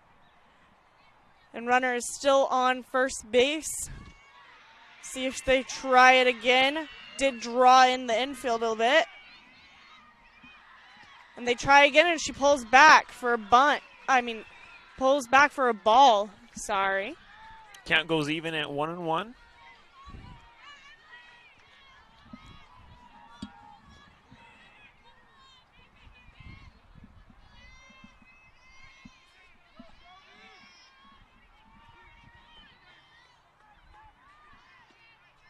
She tries yet again. So this is obviously a sacrifice bunt, just trying to get that runner over to 2, maybe even 3 if there's no cover on 3 if this bunt does go down. But will she try for a 4th time to get a bunt down in this situation? She will not. And there is another ball with the infield crouching in on her from the first 3 bunt attempts. Hughes at the plate. That one low for ball 3, and we'll get a steal for second.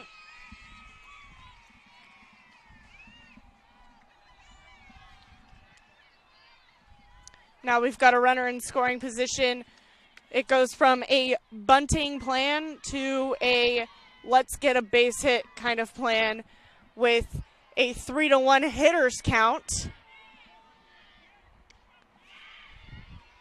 And it's just foul. That was a nice line drive and would have made it past the fence if it would have just hit a little bit of that line. But now you know she's ready, she's rocking, she's rolling, trying to get this runner home. Yeah, even a good outfield single can be an RBI. And these outfielders, the pressure is on this turf. You're trying to do a do or die, throwing home. And she looks her. She gets the out at first instead, but keeps her at 2. No, the outfielders have a lot of pressure on them on this turf. Even one bounce can get the ball all the way over to the fence. And they just can't allow that with a runner on second, and Red Heat is down by 1. So they really can't allow this run to score if they want to try to get ahead or maybe even a tie.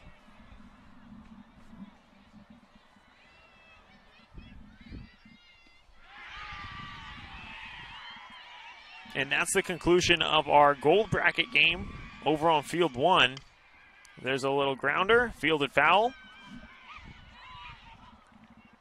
The Angels from Washington win that game 7-3 over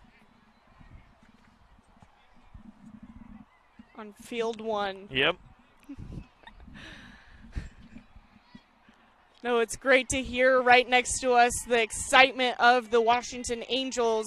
It was quite a fight from LTG, though. They were not going to let them win without a fight. 2 amazing teams. Count even. There's a hit coming out here. Can she get under it?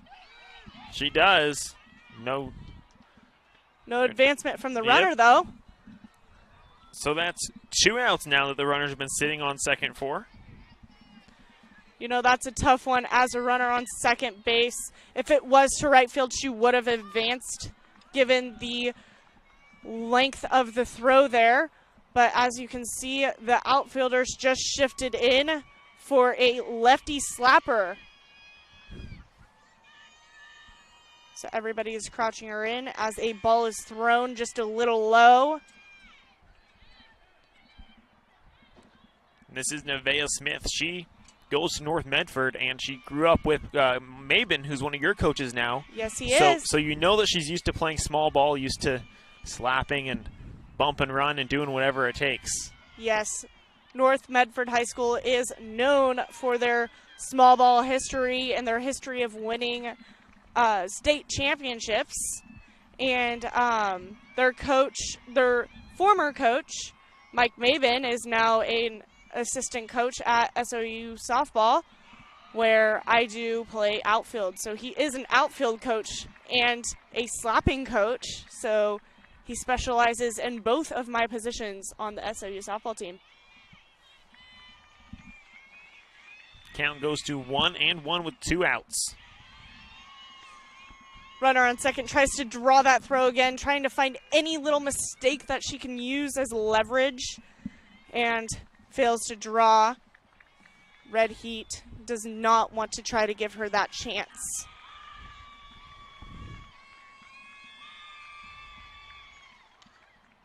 And there's a bunt. Down. Smith safe at first. That puts runners on the corners.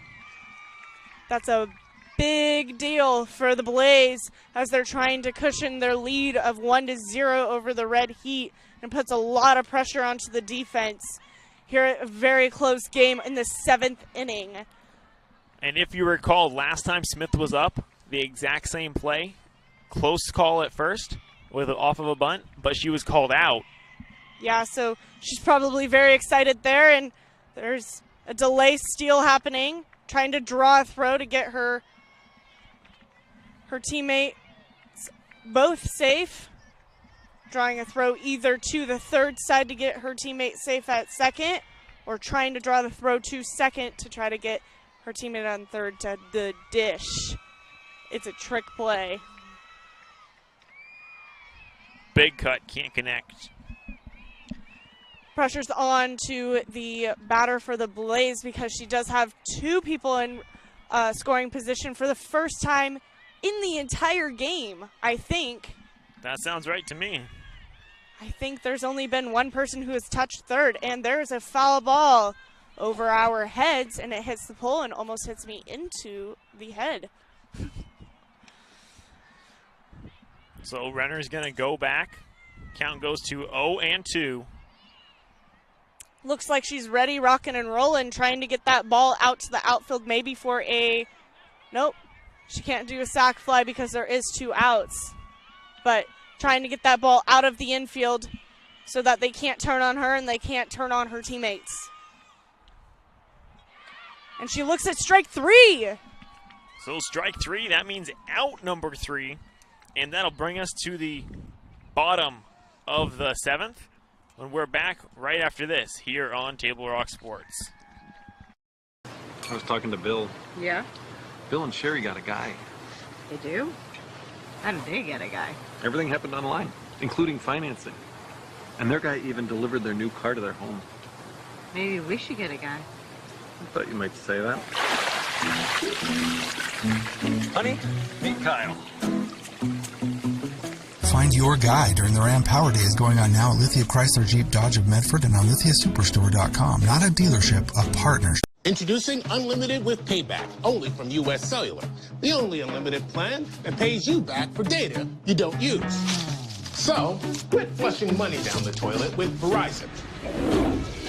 Get Unlimited with Payback, and you can save up to $240 per year on a single line versus Verizon.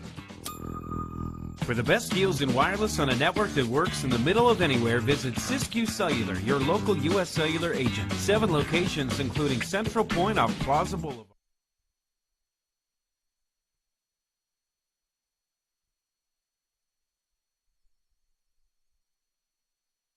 Welcome back to Silver Bracket Championship action here. The Oregon Blaze Gold versus the Oregon Red Heat.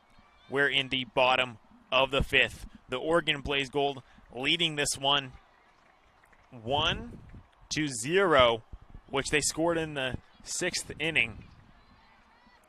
And as you can see, what just happened on the pitching mound was a little bit of a celebration that they still have their lead and that they need a little bit of a pep talk to keep their lead and hold the Red Heat at 0, as their lead is only of 1. And they're back having another conversation, maybe talking about TravelMedfordOregon.org, as that is one of our sponsors. Yeah, our broadcast today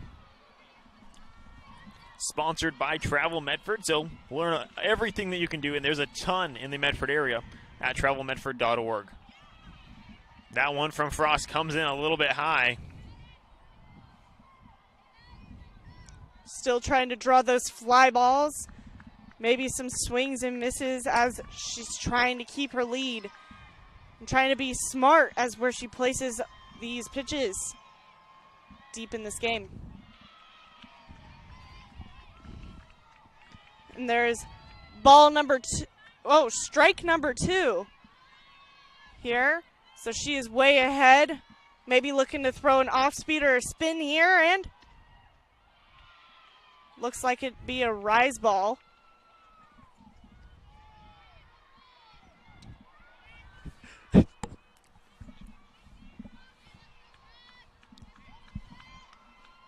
Here in the 7th, there is a count. That one called strike. That'll even it up 2-2.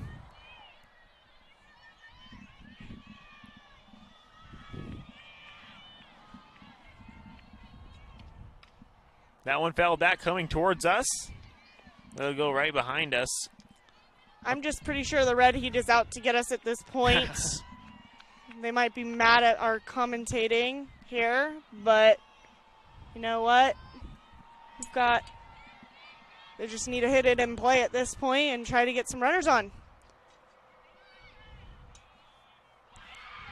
The throw from Frost goes long. And she'll be safe at second on what should have been a routine out. As you can see her celebration on second base, as this is one of the only times they've gotten runners at scoring position for the Red Heat. And they might still have a shot at the bottom of the 7th inning. All they need is one run to tie it up and maybe go into a tiebreaker. That's not a hard thing to do at all. No, definitely. And still no outs here in the bottom of the 7th. There's definitely a great chance that that runner on second might be touching the dish.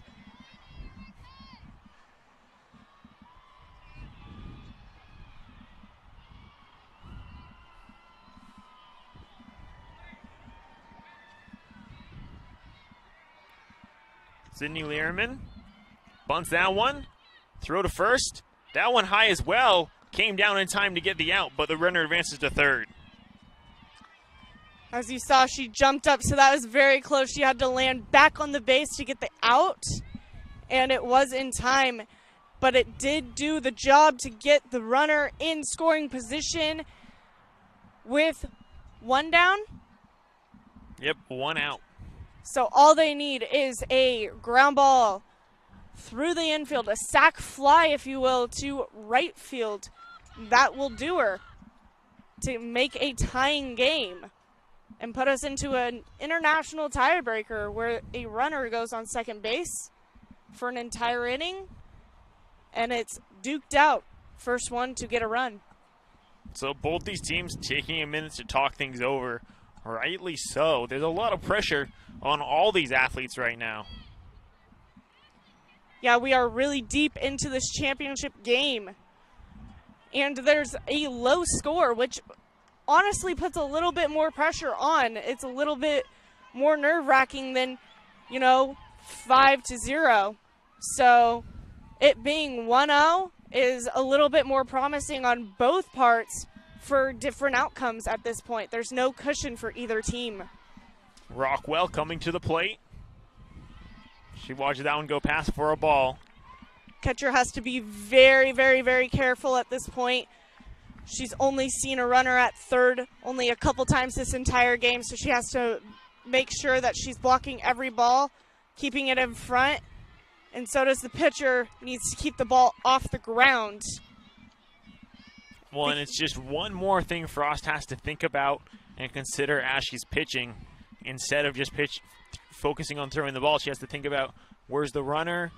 Am I going to have a pass ball? What's going to happen? Gives her a little bit more nerves, which also might make another mistake for the Red Heat to allow them to score and maybe tie it up.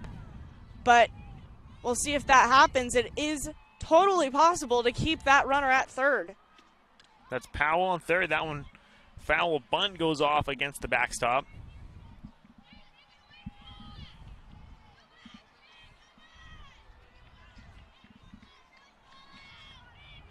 She's got 2 balls and 1 strike on her. That is definitely a hitter's count. She can really do anything she wants at this point. She didn't want that one, though. That one low for ball 3. And I was just given Moose Munch. I think Harry and David's might be one of our sponsors, too. Well, one of Travel Medford's reads they have for us mentions the Country Stores. That one's up in the air, and it's going to be caught, tagged up. They're going for home, and she'll be safe at home. We have a tie game with 2 outs. You know what that means? If we do not get another run this inning from the Red Heat, that makes an international tiebreaker. And as I said before, that runner will be on second base until the first team to score wins. So this is a very, very close game. Now the pressure is on the Blaze to try to keep it together.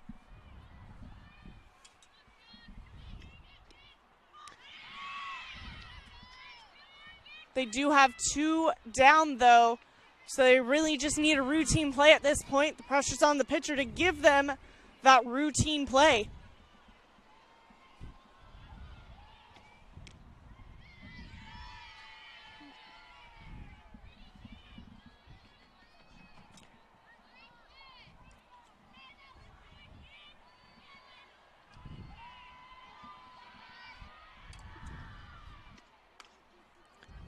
That one put into play. Shortstop scoops it. Throw over to first in time for the out.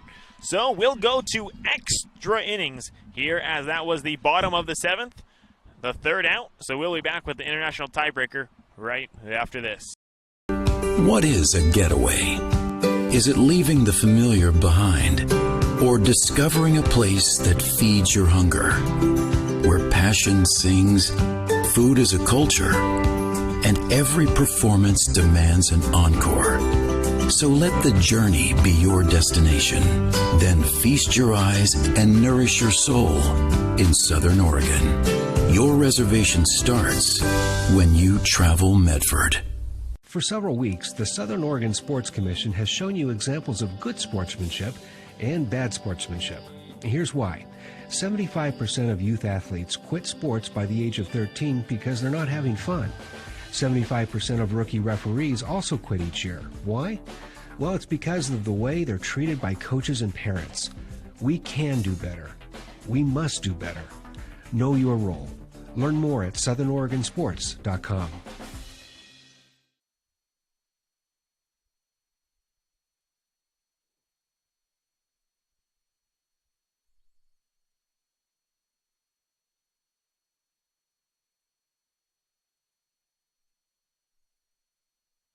Welcome back to the top of the 8th inning.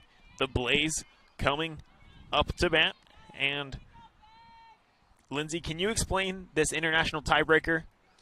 As you can see here, I'm going to zoom in just a little bit. You'll see one of the Blaze softball players on second base to start out the inning. I know that's just a little wonky to hear, but she is going to stay there. But now we've got the next person up in the batter's box. She's going to try to hit her over. So each team has a chance to have a runner in scoring position to start. And it's the first, after this whole entire inning, it's the one that scores the most with this international tiebreaker. And at the second half, if there is none scored, or maybe just one, they just have to top what the Blaze has done. So it's really just to duke out first one to score something at this point. And you said that runner on second is the last person who got out, so the person before in the order, correct? Yes, and I know it does kind of suck that you don't get to choose, let's say, a courtesy runner that is really comfortable with the position of just running. Sometimes you do get that because maybe the last person that was out is a pitcher, and you have to courtesy run for them.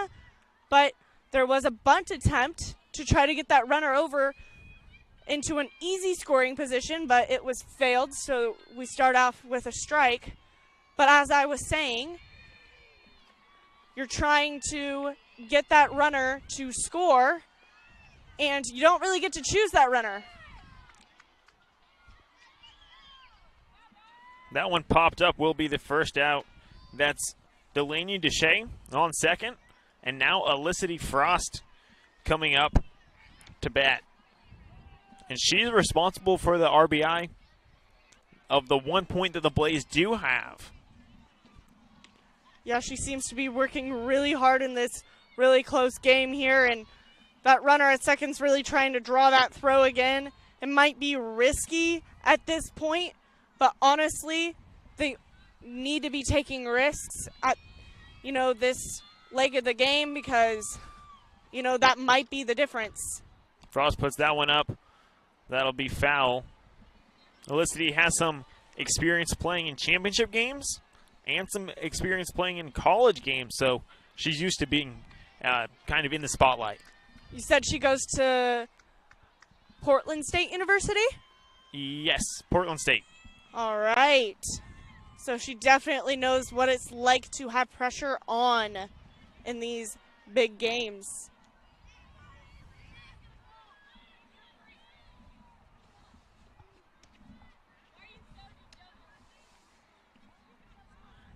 She's really taking her time to get back into the box, trying to calm down maybe some jitters. All the outfielders are at the couple, steps from the fence, actually, because if you remember right, her last hit bounced off the fence. So that might be a smart play to try to cover as much ground as possible, trying to get this out at 4 if it's hit in the infield. Hit in the outfield.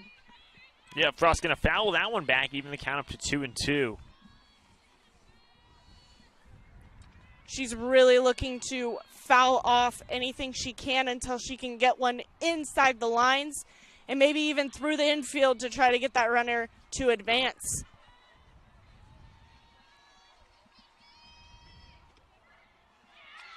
And she strikes out. So Frost goes down. Peterson has been great in the circle all day. She's been the ace there through this whole game, as well as Frost has for the Blaze. She's been the ace. They're playing the whole game, and I don't see that changing for either of these teams. No, both pitchers have really been putting up a fight this entire time. As you can see, the score is 1-1, and that is partly because the pitchers really putting it in the spots that they need to be and not really allowing the batters to be doing some big hits now. So I think both of those runs are from short game and trying to start from there and switch it up. But we do still have that runner on 2 for the international tiebreaker. And it's a strike. Didn't see that arm there, but he did call it a strike. And that is her first one with 2 down in the top of the 8th in this international tiebreaker. That's Ainsley Davis at the plate. I'm at the edge of my seat because it is the top of an 8th inning, which you don't see all that often, but it is a big game, and you really want to pull it out here, and that hit could to right drop. field. It's caught for the 3rd out.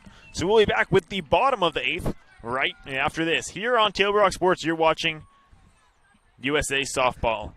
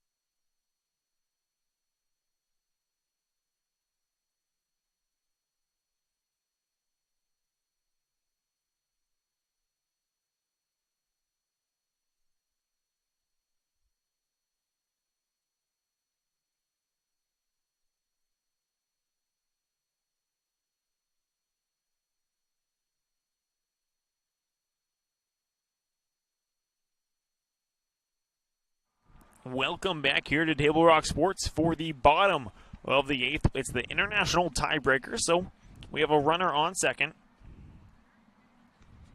Yeah, as I said before, now that Blaze did not score their international tiebreaker in the top of the 8th, they did not score that runner on second.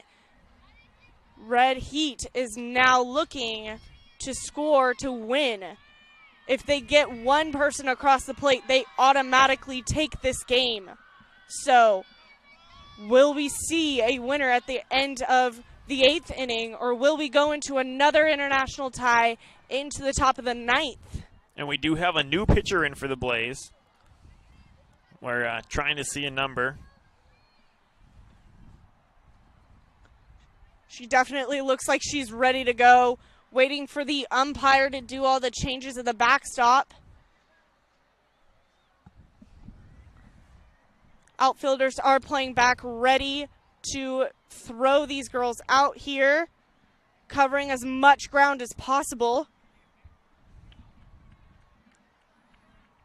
And it's weird to think that you're starting off an inning with already having to look back a runner before you throw. It's not an automatic throw to first base. Yeah. And in an international tie, you're really trying to get that lead runner out, and it's not a force out, it's a tag out, which makes everything more complicated and a lot more room for errors, which we really haven't seen very many errors. So maybe this Blaze team can keep up with it. Layerman up to bat, batting right-handed.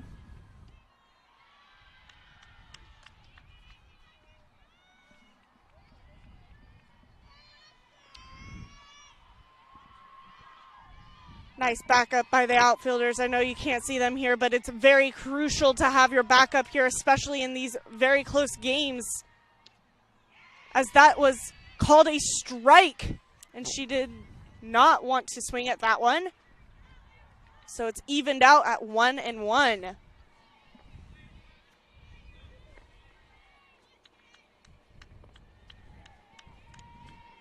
All the parents are looking out. They're on the edge of their seats. A bunch of them not even sitting.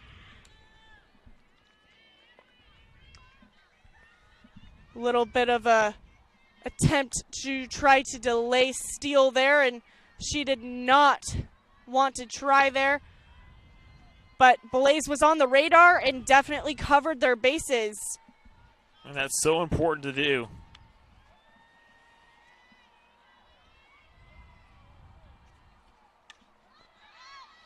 That one high fouled back, out of play.